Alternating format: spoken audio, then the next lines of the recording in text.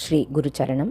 ஸ்ரீ காஞ்சி காமகோட்டி பீடத்தின் ஆச்சாரியாளின் வரலாறில் இன்றைக்கி நம்ம பார்க்க போகிறது 12வது ஆச்சாரியாளான ஸ்ரீ சந்திரசேகரேந்திர சரஸ்வதி ஒன்றாம் சுவாமிகள்.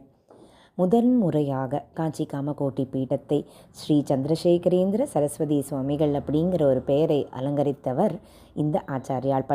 நம்மளுடைய 12வது ஆச்சாரியால் தான். இவருக்கு இந்த பெயரை சூட்டப்பட்டது நம்மளுடைய 11வது ஆச்சாரியால் சிவானந்த சித்கணேச சரஸ்வதி சுவாமிகள். இந்த ஆச்சாரியாலோட பூர்வாசிரம பெயர் ஹரி. இவருடைய பூர்வாசிரம தந்தையாரின் பெயர் வாத்சல்யாயனர். இவர் பாலாறு அதுக்கு அருகில் உள்ள ஒரு கிராமத்தை சேர்ந்தவர். ஹரி என்னும் பூர்வாசிரம பெயரை கொண்ட இந்த ஆச்சாரியால் ஒரு நாள் ஒரு ஏறக்குறைய 63 ஆண்டுகள் காஞ்சி பீட்டத்தை அலங்கரித்துட்டு மடத்தின் நிர்வாக பொறுப்பை அனைத்தையும் ஒரு சீடரிடம் கொடுத்துட்டு அந்த சீடரையே அடுத்த சிஷ்யனாக நியமிக்கணும்னு சொல்லிட்டு ஒப்படைத்து விட்டு அவர் சார்வபௌமர் அப்படிங்கிற ஒரு விசேஷ ஒரு யோகா பயிற்சியில் தன்னைத்தானே ஈடுபடுத்தி கொண்டார்.